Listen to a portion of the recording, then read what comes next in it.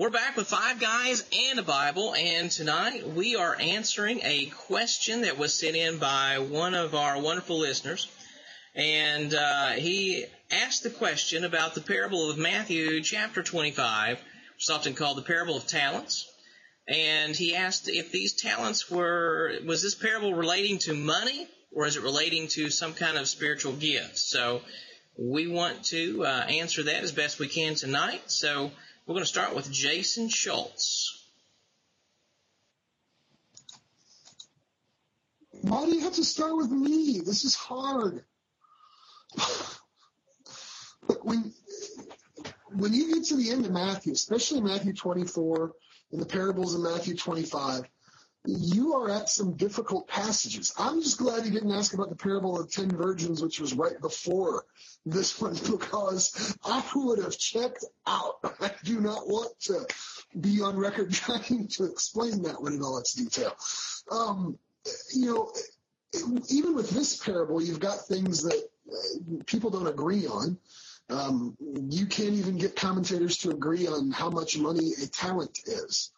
Right, it's anywhere from about $1,000 on the low end to up to around 15 years worth of wages on the high end. And I actually think that 15 years worth of wages is right. So the guy who got 5 talents gets like 75 years worth of wages. I think Mark just went to bury his talent.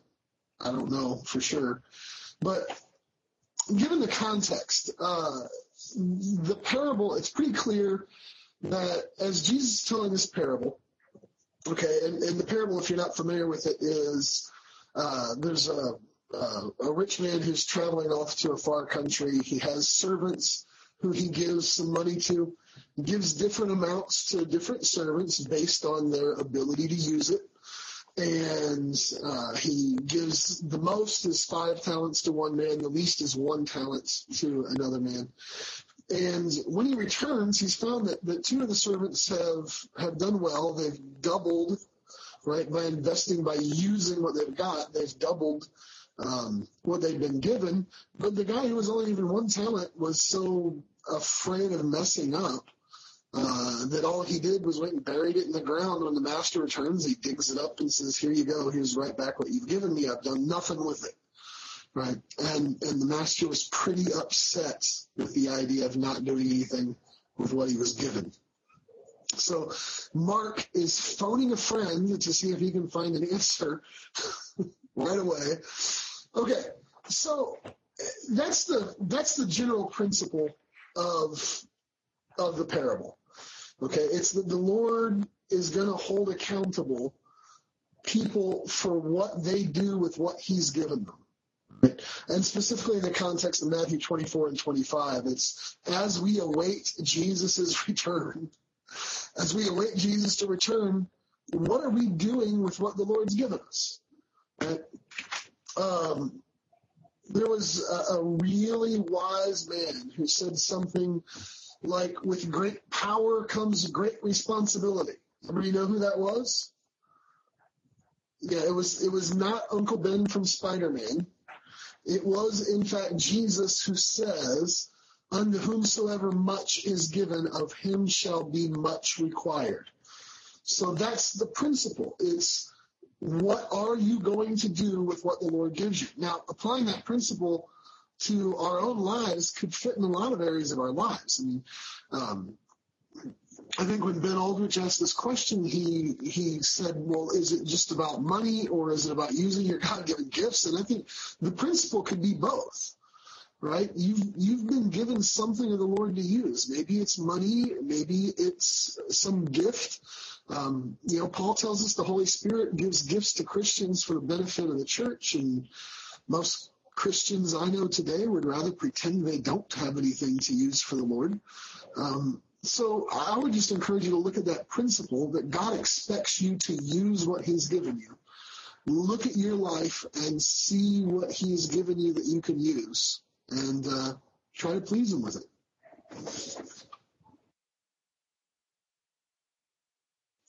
All right, that takes us over to Troy McGahan. All right. Shortest answer ever. Yes. No, honestly, it's, Brother Jason said it real well. Certainly both those things apply. I wouldn't disagree with anything that Brother Jason said, so I really have nothing to add to that.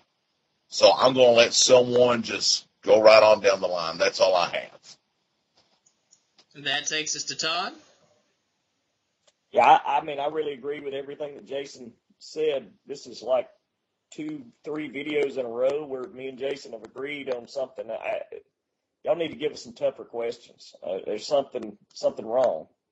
I did think Jason made a good point that since I think we're all going to agree on this, really, that it's not just money. It's everything in your life. What are you living for the glory of God? Are you doing with what the things that God has given you, whether that be money or talent or whatever? I mean, are you using it for the Lord? That's the key. But one of the points that Jason made was that the guy was scared. He was scared to do anything. And I want to read you exactly what he said. He said, he who had one talent came forward saying, Master, I knew you to be a hard man, reaping where you did not sow and gathering where you scattered no seed. So this guy knew the power of the master. He knew the sovereignty of the master. He knew the ability of the master. And somehow that made him not work. I don't understand it. For some reason it makes no sense. And yet sometimes those of us who have some grasp of the sovereignty of God seem to move that direction. For some reason, the sovereignty of God and that understanding sometimes causes you to be a bit lazy. That seems to be exactly what happened with this guy. I mean, he plainly said that he knew that the master was powerful. He knew that he reaped where he didn't sow. And, even the master comes back and agrees with him. He says, look, you wicked and slothful servant, you knew that I reaped where I have not sown and gathered where I have scattered no seed. So the master even agrees that the guy knew these things. He knew the sovereignty of God. Look, if we know God is sovereign, then we surely ought to scatter seed. I mean, when we put seed in a garden, we know that they're going to come up if God sends rain and sunlight and all these things. We can't make the seed bring up anything. We can only plant them. And if we know the sovereignty of God, then we ought to be planting the gospel seed every chance that we have. And I think that that's one of the key things, at least, that the Lord is talking about here, because that is our number one work. Go into the world and make disciples of all nations. Go into the world and preach the gospel to every creature. And I believe the Lord will bless it. And you know what? When we don't do that, we just hide it in the ground. We keep the gospel within the four walls of our church building. Then it's just like being in the ground of this servant. You know what he did? He took his talent and he gave it to somebody else. So let us think about those things at least. I think there's a great lesson in this parable when you do consider the big picture. That's all I have. I'm going to be a lot like Troy tonight and kind of tap out a little bit, because I think just about everything has been said that's going to be said about this. The Bible tells us to whom much is given, much is required. Some people the Lord gives a lot of talents, and the Lord requires a lot in return. And I think a lot of times we have a lot of people who don't exercise their talents, don't use them, and I believe the Lord will take talents away from them as well. They're not going to live that blessed life like they could be doing. So I don't have anything to add, so I'm going to end with Mark, and Mark's just going to exhort us to get out there and work and get out there and do and send your money in, I think, or something. I don't know. So here's Mark. I do apologize for having to go take the phone, but one thing about being a pastor is you can't choose when pastor things happen. So you have to take care of those things sometimes. So anyway, I did miss out on Jason, but what you all don't know is we had a technical difficulty. So Jason had already given his spiel, and I got to hear all of it, and then we had a technical difficulty, and we had to do take two. So anyway, I kind of know what he said. The thing about a parable is this: it's an earthly story with a heavenly meaning. So you can take the principle that is given and apply it to any area of your life. And you're going to hear my wife open the door in just a minute because she's coming in. I apologize for that too. But anyway, an earthly story with a heavenly meaning. So the principle of this parable you can apply any place in your life. So that's what you need to do. You need to take the principle and apply it to your life. Now, something else Jason said was the man was gone away, and it's to be a picture of Jesus Christ going away, and we are supposed to be waiting for his return. So what did Jesus say to those that were waiting for his return? He said, "Be ye also ready, for an hour and I think not the Son of Man cometh." So what should we be doing knowing that the time is near approaching that the Lord's going to return? We ought to be ready. How should we be ready? We should be ready by preparing ourselves, by utilizing our talents, by worshiping the Lord and all those things. So one thing we want to make sure is that we're ready so that the coming of Christ doesn't take us by surprise. So we want to recognize that aspect of it. And then the third thing I want to touch on is the rewards that were gained, the talents that were gained. What would we describe those as? We would describe those as rewards today. And we know that the Bible teaches us that there are crowns to be won.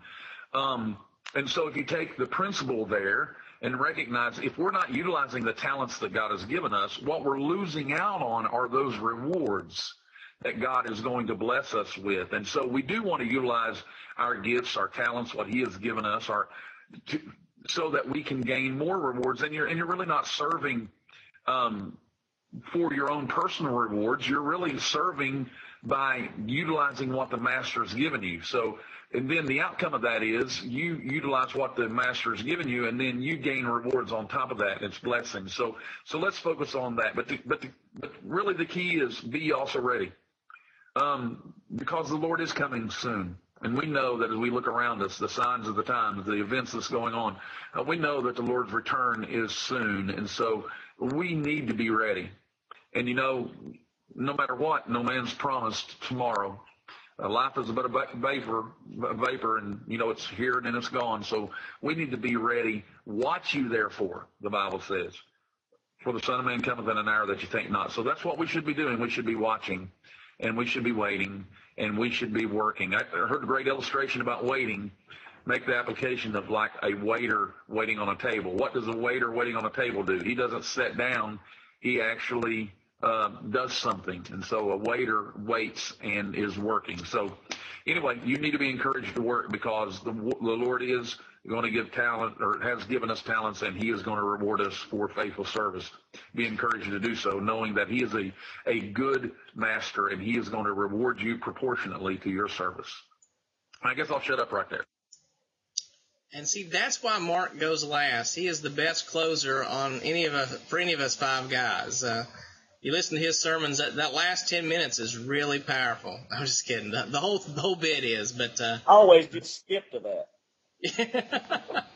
No, are you talking about minutes 41 through 50? Right. Something like that. I thought it was 49 through 59 or something He's like a that. basketball game. You just jump in at the end. All right. Does anybody have anything they want to add? If not, we're going to sign off. I don't think anybody does tonight. So we thank you for watching, for listening. Share us on Facebook. Comment below. Ask us questions, 5guysinthebible.com, or on Facebook. And we hope we hear from you. We thank you again for watching. Good night, and God bless. Good night, everyone.